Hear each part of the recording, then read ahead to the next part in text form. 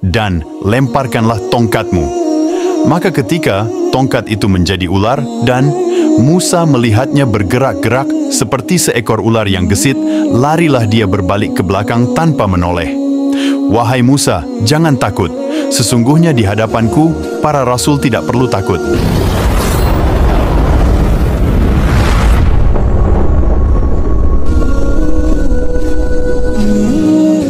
Bismillahirrahmanirrahim. Assalamualaikum warahmatullahi wabarakatuh. Alhamdulillah, wassalatu wassalamu ala rasulillah wa ala alihi wa sahbihi wa man wala, amma ba'du. Sahabat fadillah rahimakumullah. Pada kesempatan kali ini, kita akan menceritakan kisah Nabi Musa alaihi salam. Adalah salah satu kisah paling inspiratif dalam Islam, menunjukkan keberanian, kebijaksanaan, kesabaran, dan kepercayaan yang kuat kepada Allah Subhanahu wa Ta'ala. Nabi Musa alaihi salam, seorang Rasul Allah Subhanahu wa Ta'ala yang penuh berkah, memiliki banyak keistimewaan yang luar biasa. Kisah hidupnya yang penuh hikmah, dari masa kecil hingga akhir hayatnya, telah diabadikan oleh Allah Subhanahu wa Ta'ala dalam beberapa surah di dalam Al-Quran. Dalam buku Syekh Hamdi bin Hamzah Abu Zaid, Nabi Musa alaihi salam dilahirkan pada sekitar tahun 1436 sebelum Masehi dan meninggal pada sekitar tahun 1316 sebelum Masehi. Kisah hidupnya yang penuh inspirasi ini diceritakan dalam Al-Quran dengan detail yang beragam, baik panjang maupun pendek. Surah Al-Qasas adalah salah satu surah yang menjelaskan kisah Nabi Musa alaihi salam dengan sangat detail. Bagaimana perjalanan hidup Nabi Musa alaihi salam, mulai dari lahir hingga wafat, yang tercantum di dalam Al-Quran. Mari kita simak penjelasan lengkap dengan hati yang khusyuk dan penuh rasa ingin tahu. Semoga kita dapat mengambil hikmah dan pelajaran dari kisah hidup Nabi Musa alaihi salam. Peristiwa kelahiran Nabi Musa dijelaskan dalam kitab Al-Quran surah Al-Qasas ayat 1 hingga 6 yang artinya Tha Sin Mim. Ini ayat-ayat kitab Al-Quran yang jelas dari Allah. Kami membacakan kepadamu sebagian dari kisah Musa dan Fir'aun dengan sebenarnya untuk orang-orang yang beriman.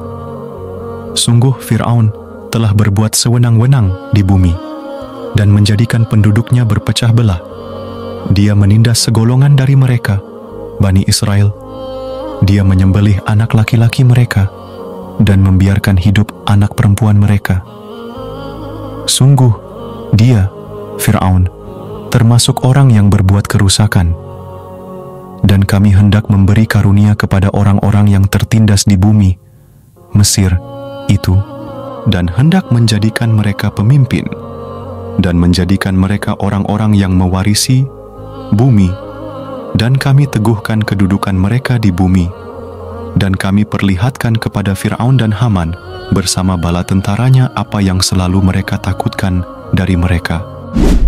Sebagaimana yang dijelaskan dalam ayat-ayat suci Al-Quran, Nabi Musa dilahirkan di tanah Mesir, di bawah kekuasaan Fir'aun, seorang penguasa yang dikenal dengan kekejamannya dan perilaku sewenang-wenangnya. Fir'aun terkenal karena memaksa rakyatnya bekerja tanpa belas kasihan. Pada suatu hari, Fir'aun bermimpi melihat api yang membakar wilayah Mesir. Mimpi tersebut membuatnya gelisah, sehingga ia memanggil para tukang sihir dan ahli nujum untuk menafsirkan mimpi tersebut. Para ahli nujum tersebut kemudian memberitahu Fir'aun bahwa akan lahir seorang anak laki-laki dari kalangan Bani Israel yang akan menjadi penyebab kehancuran kerajaan Mesir. Takwil mimpi tersebut membuat Fir'aun ketakutan, sehingga ia memerintahkan pasukannya untuk membunuh setiap bayi laki-laki yang lahir dari Bani Israel. Nabi Musa dilahirkan pada saat pembunuhan bayi dan kaum laki-laki oleh pasukan Fir'aun sedang marak terjadi.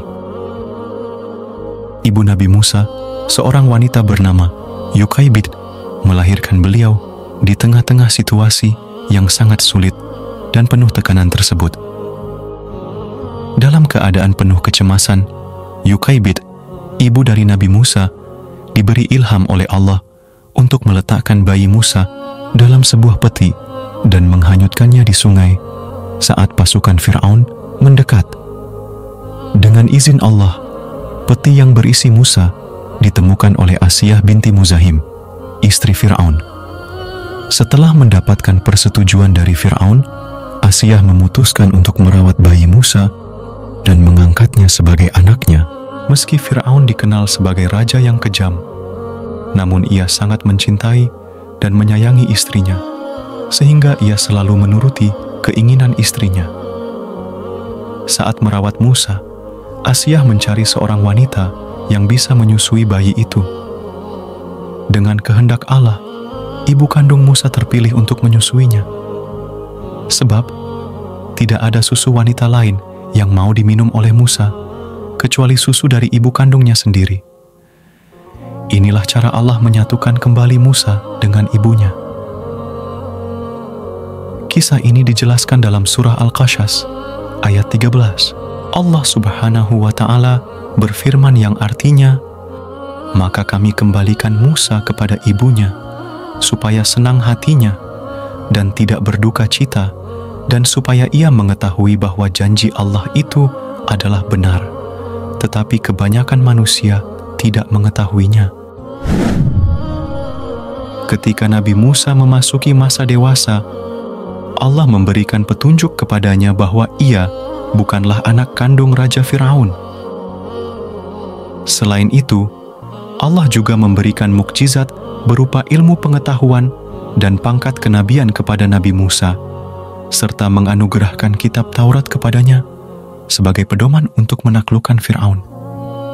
Nabi Musa kemudian memutuskan untuk meninggalkan istana Fir'aun setelah mendengar kabar bahwa Fir'aun berencana untuk berbuat jahat terhadapnya. Keputusan ini diambil setelah terjadi sebuah insiden di mana salah satu rakyatnya tewas terbunuh saat Nabi Musa mencoba mendamaikan perkelahian antara dua orang yang masing-masing berasal dari bangsa Bani Israel dan Kipti, bangsa Fir'aun.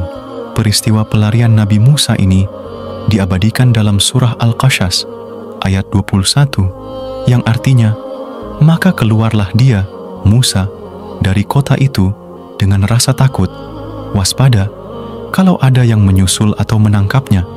Dia berdoa, 'Ya Tuhanku, selamatkanlah aku dari orang-orang yang zalim itu.'" Nabi Musa memulai perjalanan tanpa tujuan yang jelas, diliputi oleh rasa cemas dan khawatir akan kejaran tentara Fir'aun. Tanpa disadarinya, langkah-langkahnya membawanya menuju Madian, tempat ia bertemu dengan dua putri Nabi Syuaib. Pertemuan itu terjadi ketika Nabi Musa sedang beristirahat. Dua gadis tersebut sedang berusaha mengambil air untuk hewan ternak mereka.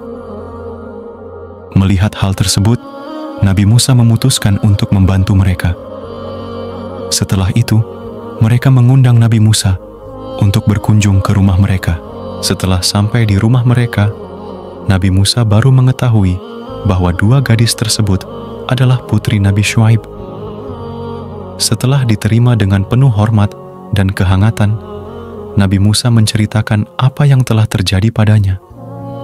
Mendengar cerita tersebut, Nabi Syuaib berkata, "Janganlah takut, sesungguhnya engkau telah lepas dari kaum yang zalim." Nabi Syuaib kemudian menawarkan kepada Nabi Musa untuk menikahi salah satu dari putrinya. Peristiwa ini juga diabadikan dalam surah Al-Qasas ayat 27 hingga 28, yang artinya, dia, Syekh Madian, berkata, "Sesungguhnya aku bermaksud ingin menikahkan engkau dengan salah seorang dari kedua anak perempuanku ini, dengan ketentuan bahwa engkau bekerja padaku selama 8 tahun. Dan jika engkau sempurnakan 10 tahun, maka itu adalah suatu kebaikan darimu, dan aku tidak bermaksud memberatkan engkau. Insya Allah, engkau akan mendapatiku termasuk orang yang baik." Dia, Musa, berkata, "Itu perjanjian antara aku dan engkau. Yang mana saja dari kedua waktu yang ditentukan itu yang aku sempurnakan, maka tidak ada tuntutan tambahan atas diriku lagi. Dan Allah menjadi saksi atas apa yang kita ucapkan." Tawaran itu diterima oleh Nabi Musa, dan ia menikah dengan salah satu putri Nabi Syuaib yang bernama Syafuro. Setelah mendapatkan restu dari mertuanya, Nabi Musa bersama istrinya memulai perjalanan menuju Mesir.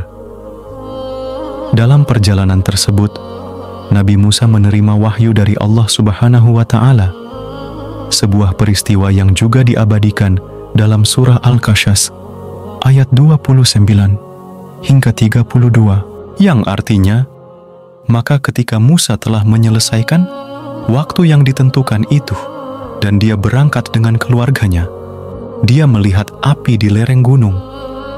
Dia berkata kepada keluarganya, "Tunggulah di sini, sesungguhnya aku melihat api.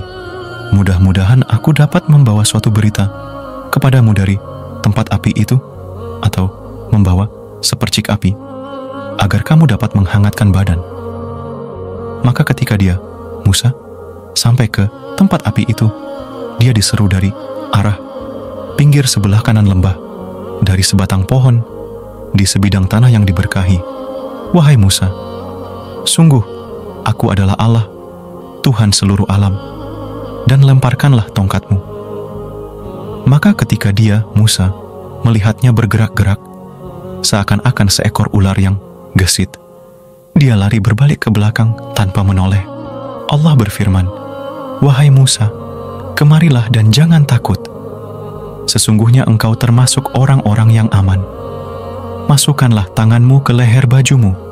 Dia akan keluar putih, bercahaya, tanpa cacat, dan dekapkanlah kedua tanganmu ke dadamu apabila ketakutan. Itulah dua mukjizat dari Tuhanmu yang akan engkau pertunjukkan kepada Firaun dan para pembesarnya. Sungguh mereka adalah orang-orang fasik." Menurut beberapa riwayat, wahyu tersebut turun di sebuah bukit yang dikenal dengan nama Tursina. Setibanya di Mesir, Nabi Musa berusaha mengajak Firaun untuk kembali ke jalan yang benar dengan menunjukkan mukjizat dari Allah, yaitu tongkat ajaibnya yang bisa berubah menjadi ular. Namun, Firaun merasa sangat marah dan memanggil semua tukang sihir untuk bertanding dengan Nabi Musa. Namun, kemenangan berada di pihak Nabi Musa, dan para tukang sihir pun mengakui kebenaran yang dibawa olehnya. Bahkan, Siti Asia, istri Raja Firaun, juga ikut beriman kepada Nabi Musa. Hal ini membuat Firaun semakin marah, dan ia menghukum mati para tukang sihir, serta menyiksa istrinya hingga meninggal. Sebagaimana yang dijelaskan dalam buku Kisah Para Nabi, karya Ibnu Katsir, Nabi Musa dan pengikutnya dikejar-kejar oleh Fir'aun dan seluruh pasukannya. Menurut para ulama, jumlah pasukan Fir'aun mencapai 1 juta orang, sedangkan pengikut Nabi Musa hanya berjumlah sekitar 600.000 orang. Mereka menyisir setiap sudut wilayah untuk mencari Nabi Musa dan pengikutnya, dan akhirnya bertemu saat matahari terbit. Dalam situasi yang begitu genting, satu-satunya jalan untuk menyelamatkan diri mereka adalah dengan menyeberangi Laut Merah. Namun, pertolongan Allah tidak pernah terlambat. Sebagaimana yang disebutkan dalam surah Al-Baqarah ayat 50 yang artinya, "Dan ingatlah ketika kami membelah laut untukmu, sehingga kamu dapat kami selamatkan, dan kami tenggelamkan Fir'aun dan pengikut-pengikut Fir'aun, sedang kamu menyaksikan." Dalam peristiwa yang sangat menentukan ini, Allah memberikan wahyu kepada Nabi Musa untuk memukulkan tongkatnya ke permukaan laut. Tiba-tiba, air laut yang bergelombang besar terbelah menjadi 2 bagian, Setiap orang yang menyaksikan peristiwa ajaib ini terpaku. Nabi Musa dan para pengikutnya kemudian menapaki jalan yang muncul di tengah lautan dan berhasil menyeberanginya hingga kembali ke daratan. Sementara itu, Fir'aun dan pasukannya baru saja memasuki jalan tersebut. Ketika Fir'aun dan pasukannya berada di tengah-tengah lautan, Nabi Musa segera memukulkan kembali tongkatnya, dan air laut yang terbelah itu kembali menyatu. Fir'aun dan pasukannya pun tenggelam dan binasa tanpa ada yang selamat. Peristiwa ini juga diabadikan dalam Al-Quran, Surah Yunus, ayat 90 hingga 92, yang artinya, "Dan kami selamatkan Bani Israel melintasi laut, kemudian Fir'aun dan bala tentaranya mengikuti mereka untuk menzalimi dan menindas mereka. Sehingga ketika Fir'aun hampir tenggelam, dia berkata, 'Aku percaya bahwa tidak ada Tuhan, melainkan Tuhan yang dipercayai oleh Bani Israel, dan aku termasuk orang-orang Muslim, berserah diri.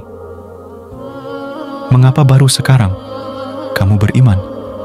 Padahal sesungguhnya engkau telah durhaka sejak dahulu dan engkau termasuk orang yang berbuat kerusakan. Maka pada hari ini kami selamatkan jasadmu agar engkau dapat menjadi pelajaran bagi orang-orang yang datang setelahmu. Tetapi kebanyakan manusia tidak mengindahkan tanda-tanda kekuasaan kami.'" Setelah berhasil selamat dari kejaran pasukan Fir'aun, Nabi Musa kemudian tinggal bersama kaumnya, Bani Israel. Beliau menjalani hidup yang penuh berkah hingga berusia 120 tahun dan akhirnya wafat di Gunung Nebu, Jordania. Pelajaran berharga yang dapat kita petik dari kisah Nabi Musa adalah bahwa sebesar apapun kekuatan manusia, ia tidak akan mampu melawan kekuasaan Allah. Fir'aun dengan segala kekuasaan dan kesombongannya menerima azab dari Allah dan mengalami kehancuran akibat kekejaman dan pembangkangannya terhadap perintah Allah Subhanahu wa Ta'ala. Allah Subhanahu wa Ta'ala telah memberikan berbagai mukjizat kepada Nabi Musa, terutama saat menghadapi Fir'aun yang sangat zalim. Apa saja mukjizat tersebut? Mari kita pelajari lebih lanjut. Kitab Taurat. Mukjizat pertama yang diberikan kepada Nabi Musa adalah kitab suci Taurat yang diturunkan untuk kaum Bani Israel, seperti yang disebutkan dalam Al-Quran. Surat Al-An'am ayat 154, Allah Subhanahu wa Ta'ala berfirman, "Kemudian kami telah memberikan kepada Musa kitab Taurat untuk menyempurnakan nikmat kami kepada orang yang berbuat kebaikan, untuk menjelaskan segala sesuatu dan sebagai petunjuk dan rahmat agar mereka beriman akan adanya pertemuan dengan Tuhannya." Kedua, tongkat yang berubah menjadi ular. Nabi Musa dianugerahi mukjizat berupa tongkat yang dapat berubah menjadi ular. Mukjizat ini ditunjukkan oleh Nabi Musa saat berhadapan dengan para tukang sihir di istana Fir'aun. Hal ini dijelaskan dalam Al-Quran, Surat An-Naml ayat 10 yang artinya, "Dan lemparkanlah tongkatmu." Maka ketika tongkat itu menjadi ular, dan Musa melihatnya bergerak-gerak seperti seekor ular yang gesit, larilah dia berbalik ke belakang tanpa menoleh. "Wahai Musa, jangan takut. Sesungguhnya di hadapanku, para rasul tidak perlu takut." Ketiga, membelah Laut Merah. Mukjizat Nabi Musa selanjutnya, yaitu kemampuannya untuk membelah Laut Merah dengan tongkatnya. Mukjizat ini pertama kali terjadi saat Nabi Musa dan para pengikutnya sedang dikejar oleh Fir'aun dan pasukannya hingga mereka terjepit di tepi laut. Dalam situasi yang sangat genting tersebut, Allah Subhanahu wa Ta'ala memberikan petunjuk kepada Nabi Musa untuk memukulkan tongkatnya ke permukaan laut, yang kemudian membuat laut tersebut terbelah dan membuka jalan bagi mereka untuk melarikan diri dari kejaran Fir'aun. Keempat, tangan yang memancarkan cahaya. Mukjizat lain yang diberikan kepada Nabi Musa adalah tangan beliau yang dapat memancarkan cahaya. Peristiwa ini terjadi saat Nabi Musa berhadapan dengan para penyihir dan Raja Fir'aun. Saat itu, Nabi Musa memasukkan tangan beliau ke dalam ketiaknya, dan ketika dikeluarkan, tangan tersebut memancarkan cahaya putih yang bukan disebabkan oleh penyakit. Fir'aun menganggap cahaya tersebut sebagai sihir yang ditujukan kepada mereka. Hal ini dijelaskan dalam Al-Quran, Surat Taha, ayat 22 hingga 23, yang artinya, "Dan kepitkanlah tanganmu ke ketiakmu, niscaya ia keluar menjadi putih cemerlang tanpa cacat, sebagai mukjizat yang lain pula, untuk kami perlihatkan kepadamu sebagian dari tanda-tanda kekuasaan kami yang sangat besar." Kelima, mendatangkan angin topan, banjir, dan wabah belalang untuk Fir'aun. Selanjutnya Allah juga memberi mukjizat kepada Nabi Musa dengan cara mendatangkan angin topan, banjir, serta wabah untuk Fir'aun karena ingkar janji. Sebagaimana Allah Subhanahu wa Ta'ala berfirman, "Maka kami kirimkan kepada mereka siksa berupa banjir besar, belalang, kutu, katak, dan darah. Air minum berubah menjadi darah sebagai bukti-bukti yang jelas dan terperinci. Akan tetapi, mereka tetap menyombongkan diri dan mereka adalah kaum pendurhaka." Quran Surat Al-A'raf ayat 133. Keenam, selamat dari peti. Ketika Nabi Musa dilahirkan, tentara Fir'aun sedang sibuk melakukan pembantaian terhadap semua bayi laki-laki yang lahir pada tahun tersebut. Namun, ibu Nabi Musa berhasil melindungi beliau dengan cara meletakkan beliau di dalam sebuah peti dan menghanyutkannya ke Sungai Nil. Dengan izin dan kuasa Allah, Nabi Musa berhasil selamat dan kemudian diasuh oleh Fir'aun. Peristiwa ini diabadikan dalam Al-Quran, Surat Al-Qashash ayat 8, yang artinya, "Maka dia dipungut oleh keluarga Fir'aun, agar, kelak, dia menjadi musuh dan kesedihan bagi mereka." Sungguh, Fir'aun dan Haman bersama bala tentaranya adalah orang-orang yang bersalah. Ketujuh, menenggelamkan Qarun dan harta bendanya ke bumi. Nabi Musa juga sempat menghadapi Qarun, pemuka Mesir kaya raya yang mengingkari isi dan kenabian Nabi Musa. Allah Subhanahu wa Ta'ala berfirman dalam Al-Quran Surat Al-Qashash ayat 81, yang artinya, "Maka kami benamkan dia, Qarun, bersama rumahnya ke dalam bumi. Maka tidak ada baginya satu golongan pun yang akan menolongnya selain Allah, dan dia tidak termasuk orang-orang yang dapat membela diri." Wallahu alam bissawab. Demikian kisah Nabi Musa secara lengkap dari lahir sampai wafat menurut Al-Quran.